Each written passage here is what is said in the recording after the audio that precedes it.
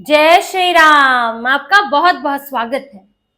राहुल गांधी भारत भर में वोट चोरी के आरोप लगा रहे हैं, चुनाव आयोग को घेर रहे हैं और सड़कों पर तमाशा भी कर रहे हैं। लेकिन दूसरों पर उंगली उठाने वाले राहुल गांधी ये भूल जाना चाहते हैं कि उनके अपने ही घर में वोट चोरी हुई है। उनके अपने ही घर में वोटर लिस्ट में फर्जी तरीके से नाम चढ़ाया गया है, नियमों को ताक पर रखकर। और वो नाम है उनकी मां सोनिया गांधी का। सोनिया गांधी का नाम वोटर लिस्ट में ऐसे समय पर चढ़ाया गया जब सोनिया गांधी के पास भारत की नागरिकता ही नहीं थी। वो भारत की नागरिक ही नहीं थी। भारत में वोट देने के लिए इस देश का नागरिक होना जरूरी है। सुप्रीम कोर्ट में तो यही बहस चल रही है। आधार कार्ड, राशन कार्ड नागरिकता के सबूत है कि नहीं, इस पर ही बहस है। और सुप्रीम कोर्ट ने भी माना है कि ये नागरिकता के सबूत नहीं है, इसीलिए इनके आधार पर वोट देने का अधिकार नहीं मिल सकता। और ये जो इतनी महत्वपूर्ण शर्त है वोट देने की, वही सोनिया गांधी ने पूरी नहीं की थी। वर्ष 1980 में सोनिया गांधी को तब भारत में वोट देने का अधिकार मिल गया। वोटर लिस्ट में तब उनका नाम नजर आया जब उन्होंने नागरिकता नहीं ली थी। सोनिया गांधी ने भारत की नागरिकता 1983 में ली है, अप्रैल 1983 में। लेकिन जनवरी 1980 की वोटर लिस्ट में सोनिया गांधी का नाम नजर आता है और इसके दस्तावेज सामने आए हैं। ऐसा नहीं है कि हवा हवाई बातें हैं या कहीं किसी रिपोर्ट में छपा है, ऐसा नहीं है। इसके दस्तावेज सामने आए हैं, वोटर लिस्ट में इनका नाम सामने आया है। और बीजेपी के नेता, बीजेपी के आईटी प्रभारी अमित मालवीय ने वो दस्तावेज जारी किए हैं, जिसमें साफ दिख रहा है, और ये आप भी देख सकते हैं, सफदरजंग रोड है, पोलिंग स्टेशन नंबर 145 है, जिसमें सीरियल नंबर 388 में सोनिया गांधी का नाम लिखा हुआ है। आप खुद भी देख सकते हैं। और ये बात हो रही है जनवरी, जहां पर तारीख भी है जनवरी 1980 की बात है। और इस लिस्ट में आप देखेंगे इंदिरा गांधी का नाम है, संजय गांधी का नाम है, राजीव गांधी का नाम है और सोनिया गांधी का नाम है। अब ऊपर के 3 लोग तो भारत के नागरिक थे ही, लेकिन सोनिया गांधी 1980 में भारत की नागरिक नहीं थी, वो इटली की नागरिक थी। लेकिन फिर भी उनका नाम जोड़ दिया गया। आप बताइए, सफदरजंग रोड पर उस वक्त प्रधानमंत्री आवास हुआ करता था, इंदिरा गांधी का घर था। अब कौन जाकर पूछता उस समय कि प्रधानमंत्री के घर में रहने वाले लोग, उनकी बहू और उनके जो बेटे, जो सेकंड पीएम संजय गांधी, वो भी वही थे। अब वहां पर उनकी बहू जो है वो भारत की नागरिक है कि नहीं, ये कैसे कोई पूछेगा। लेकिन इस पर सवाल उठे थे और उस वक्त भी उठे थे, आज भी उठे हैं। भाजपा ने उठाए हैं, उस वक्त भी उठाए थे। और जब इस पर विरोध हुआ, जब इस पर सवाल उठे, तो आनन फानन में 1980 में उनका नाम काट दिया गया वोटर लिस्ट से। चलिए, ये तो कह देते कि एक बार गलती हो गई, नाम चढ़ गया, हमने काट दिया। लेकिन वही चीज इन्होंने दोबारा की 1983 में। 1983 में जनवरी में फिर से सोनिया गांधी का नाम चढ़ जाता है उसी वोटर लिस्ट में, वहीं पर ही। लेकिन वो नागरिकता कब लेती है? अप्रैल में जाकर। यानी कि फिर से वो भारत की नागरिक बन गई बिना नागरिकता के, और वोट भी डालकर आ गई सोनिया गांधी।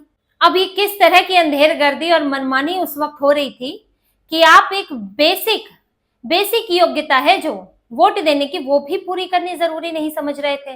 और जबकि सोनिया गांधी 1968 में शादी होकर आ गई थी।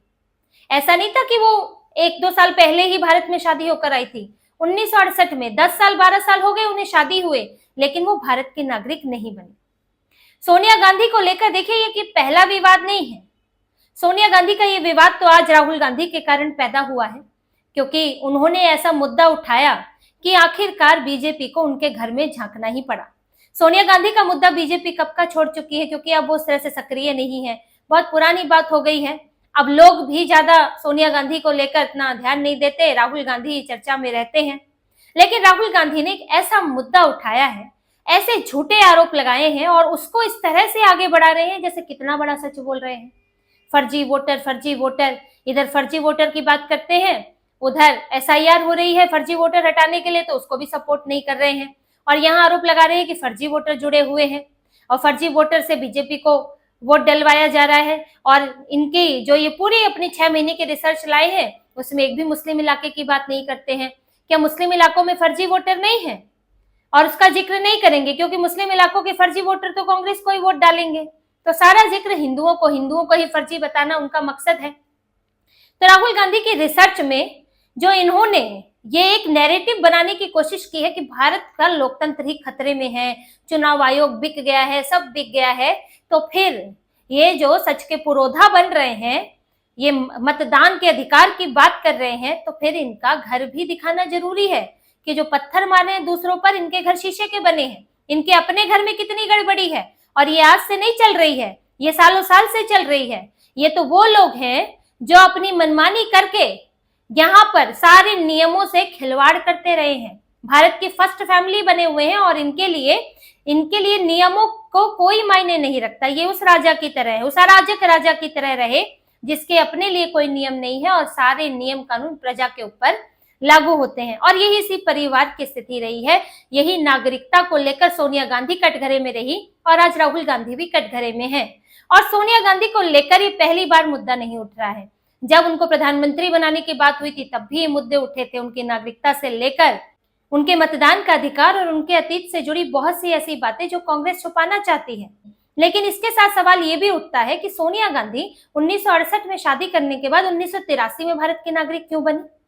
उन्हें इतना 12-13 साल क्यों लग गए भारत की नागरिकता लेने में? इसके पीछे की एक बड़ी वजह है, आज इस पर भी बात होनी चाहिए। क्योंकि इनको कभी ये पीएम बनाने जा रहे थे, तो जिनको आप पीएम बनाने जा रहे थे वो भारत के लिए क्या सोचती थी, क्या सोचकर वो भारत की नागरिकता नहीं ले रही थी, इस पर भी चर्चा होनी जरूरी है। सोनिया गांधी की जब राजीव गांधी से शादी हुई थी 1968 में, तब राजीव गांधी राजनीति में बहुत सक्रिय नहीं थे। तब संजय गांधी थे, इंदिरा गांधी के दाहिने हाथ थे और राजनीतिक विरासत उनके ही पास जाने वाली थी। अब सोनिया गांधी एक बहुत सामान्य महिला थी। ये जो कहा जाता है कैम्ब्रिज यूनिवर्सिटी में पढ़ी हुई, राजीव गांधी के साथ पढ़ा करती थी, ऐसा कुछ भी नहीं था। इटली के एक सामान्य छोटे से गांव में वो पैदा हुई थी, वहां पर हाई स्कूल की पढ़ाई की, 10वीं क्लास तक की पढ़ाई की उन्होंने। उसके बाद कैम्ब्रिज शहर है एक, कैम्ब्रिज शहर में कैम्ब्रिज यूनिवर्सिटी है, इसलिए उसका नाम कैम्ब्रिज पड़ा है। कैम्ब्रिज शहर में एक ट्रस्ट चलता है, बेल एजुकेशन ट्रस्ट चलता है। ये ट्रस्ट कई लैंग्वेज स्कूल्स इसके खुले हुए हैं और ये मिशनरी इसको चलाते हैं। इन लैंग्वेज स्कूलों में अंग्रेजी भाषा सिखाई जाती है क्योंकि वो आपके लिए करियर के लिए थोड़ा जरूरी रहती है। तो और क्योंकि इटली में भारत जैसी स्थिति नहीं है कि बचपन से ही अंग्रेजी सिखा सिखा के बच्चे को अपनी मातृभाषा ही भुला दे, तो बच्चा बचपन से पढ़ता तो अपनी मातृभाषा में है, लेकिन करियर के लिए अंग्रेजी थोड़ा जरूरी होती है, तो इस तरह के लैंग्वेज स्कूल चलाए जाते हैं।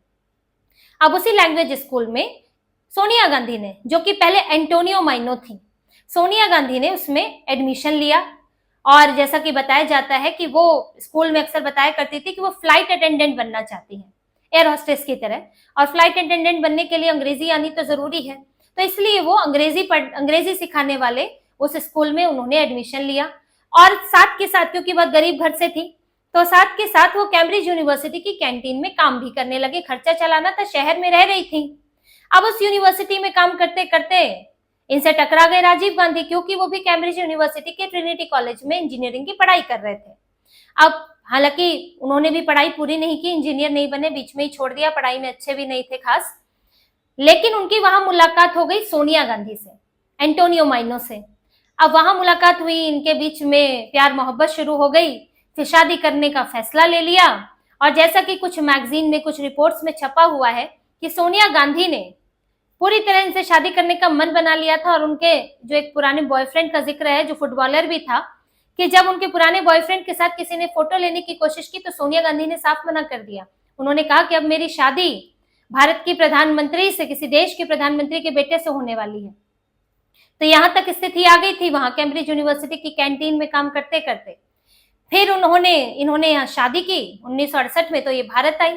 लेकिन तब राजीव गांधी, जैसा कि बताया, कि सक्रिय थे नहीं, तो सोनिया गांधी को ये लगता था कि अब यहाँ की राजनीतिक विरासत राजीव गांधी को मिलेगी कि नहीं, ये तो संजय गांधी ही रहेंगे, प्रधानमंत्री बनेंगे। जैसे अभी राजीव गांधी का परिवार चल रहा है तो संजय गांधी का परिवार चलता रहेगा। अब राजीव गांधी यहाँ पर राजनीतिक रूप से कोई बड़ी हस्ती बन पाएंगे कि नहीं, तो ऐसे में अच्छा है कि वो कुछ और तरीका देखें। और राजीव गांधी भी अपने करियर की ही तलाश में लगे थे, इंजीनियरिंग पूरी की नहीं थी, पायलट बन रहे थे। अब ऐसा भी नहीं था, कोई ऐसा सामान्य परिवार तो था नहीं, करोड़ों करोड़ की संपत्ति तो पहले भी रही थी। तो सोनिया गांधी ने सोचा कि जब इधर राजनीति में बात नहीं बन रही है तो फिर राजीव गांधी के साथ इटली में ही बसा जाएगा, वहीं चले जाएंगे। इसीलिए उन्होंने नागरिकता नहीं ली थी। वो भारत में रहने को लेकर श्योर नहीं थी कि वो आगे भी यहाँ रहेंगी कि नहीं रहेंगी, जब राजनीतिक तौर पर या फिर करियर के तौर पर यहाँ कुछ है ही नहीं, तो फिर अपने पति के साथ वो बाहर ही चली जाएंगी, इटली या कहीं और चली जाएंगी, इसलिए उन्होंने इटली की नागरिकता नहीं छोड़ी थी। लेकिन जब 1980 में ही संजय गांधी की मृत्यु हो जाती है तो फिर राजीव गांधी सीधे वारिस बन जाते हैं इंदिरा गांधी की, और कांग्रेस प्राइवेट कंपनी थी इनकी तो उसके वारिस बन जाते हैं। तो फिर सोनिया गांधी को यहाँ पर भविष्य नजर आने लगता है और तब जाकर वो भारत की नागरिकता 1983 में लेती हैं। तो यहाँ तो सवाल उठता है कि आपको ये 13 साल क्यों लग गए भारत की नागरिकता लेने में। तो कई सवाल अब उठते हैं। अब देखिए, बात शुरू हुई है तो फिर वो आगे भी जाएगी। अब सवाल तो ये भी उठेगा कि एंटोनियो माइनो सोनिया गांधी बनी कब। आपके इनके जो शादी का कागज है, जिसकी तस्वीर सोशल मीडिया पर दिख जाती है कई बार, उसमें साइन है एंटोनियो माइनो से। और आप जब आपका वोटर लिस्ट में नाम आ रहा है तो सोनिया गांधी कैसे आ रहा है, कौन से दस्तावेज में था। अब आधार कार्ड में सोनिया गांधी दिखाते हैं, लेकिन आधार कार्ड तो बाद में बना है। किसी का नाम बदलने के लिए अखबार में उसे देना पड़ता है कि एंटोनियो माइनो से इन्हें सोनिया गांधी किया जा रहा है, या फिर कुछ और डिक्लेरेशन देनी पड़ती है। इस तरह के कोई दस्तावेज सामने नहीं आते हैं, जबकि ये मुद्दा कई बार उठ चुका है, तो कांग्रेस दस्तावेज ही दिखा दे। और आज राहुल गांधी की नागरिकता पर भी यही सवाल है कि राहुल गांधी भी भारत के नागरिक बाद में बने। यहाँ का चुनाव उन्होंने, सोनिया गांधी को तो वोट डालने का अधिकार मिला था, राहुल गांधी को चुनाव लड़ने का अधिकार मिल गया। इसी का ही विवाद है। 2004 में उन्होंने अमेठी से सांसदी का चुनाव लड़ा और 2006 में वो बैकअप्स लिमिटेड नाम की कंपनी के डायरेक्टर हैं और उसकी रिटर्न दायर हो रही है, उसमें वो लिखे जा रहे हैं ब्रिटिश सिटीजन। तो राहुल गांधी 2006 तक तो ब्रिटेन के नागरिक थे। अभी ये तो कोर्ट में मामला है, अब फैसला होगा तो पता चलेगा कि उनकी असली नागरिकता क्या थी 2004 में। और यहाँ राहुल गांधी दूसरों पर सवाल उठा रहे हैं, यहाँ चुनाव आयोग पर सवाल उठा रहे हैं, फर्जी वोट फर्जी वोट फर्जी वोट। फर्जी वोट तो आपके घर से पड़े हैं, ना कोई आपके पास दस्तावेज ना कुछ, और आप यहाँ पर वोट देने के आप यहाँ पर काबिल हो गए। इसी का फायदा इन्होंने उठाया, फर्स्ट फैमिली बने फिरते थे। आज भी वो घमंड इनसे उतर नहीं रहा है। और इस घमंड की वानगी तो देखिए कि सोनिया गांधी प्रधानमंत्री पद उनको मिला नहीं, उनके पति प्रधानमंत्री थे, उनकी मृत्यु हो गई, उसके बाद भी उन्होंने 10 जनपद नहीं छोड़ा, जो कि प्रधानमंत्री आवास हुआ करता था। तो उसका नियम ये होता है कि जो प्रधानमंत्री बनेगा वो वहां रहेगा। जब तक राजीव गांधी प्रधानमंत्री थे तो वहां रहे, उनका परिवार रहा। जब उनकी मृत्यु हो गई तो सोनिया गांधी को वहां से चले जाना चाहिए था, क्योंकि अगला प्रधानमंत्री वहां पर रहता। लेकिन ऐसा नहीं हुआ। 10 जनपद पर उनका कब्जा जारी रहा, और 10 जनपद जो मौजूदा प्रधानमंत्री आवास भी है उसके क्षेत्रफल से ज्यादा बड़ा है। 10 जनपद का क्षेत्रफल सबसे बड़ा है, प्रधानमंत्री आवास से भी बड़ा हुआ है। और इसमें सोनिया गांधी आज तक रह रही है। प्रधानमंत्री को नए आवास मिलने शुरू हो गए, लेकिन ये वहां से नहीं हिली। ये इनको मिला हुआ था, ये वहीं रही। कैसे हिलती, सुपर पीएम जो थी। और अब क्योंकि पिटारा खुल गया है, तो पिटारा खुलते खुलते कहां तक जाएगा अभी देखना होगा, क्योंकि राहुल गांधी पहले ही फंसे हैं। सोनिया गांधी की बात आ ही चुकी है, अब इनकी बहन प्रियंका वाड्रा और इनके जो जीजा जी है उनकी भी बात आ सकती है। तो पिटारा खुलते खुलते वोटर लिस्ट में नाम और चुनाव लड़ने की इनकी योग्यता, वोट देने की इनकी योग्यता पर जब सवाल उठेंगे तो फिर राहुल गांधी के लिए जवाब देना मुश्किल हो जाएगा। जो कहते हैं कि डरो मत भागो मत, वो खुद डरकर भागे हुए नजर आ रहे हैं। सोनिया गांधी पर इतना बड़ा सवाल उठा है, लेकिन कांग्रेस से राहुल गांधी से जवाब देते नहीं बन रहा है। तो इसी तरह की और खबरें और विश्लेषण आपके लिए लाते रहेंगे। हमसे जुड़े रहिए, सब्सक्राइब कीजिए, कमेंट कीजिए। बहुत बहुत धन्यवाद। जय श्री राम।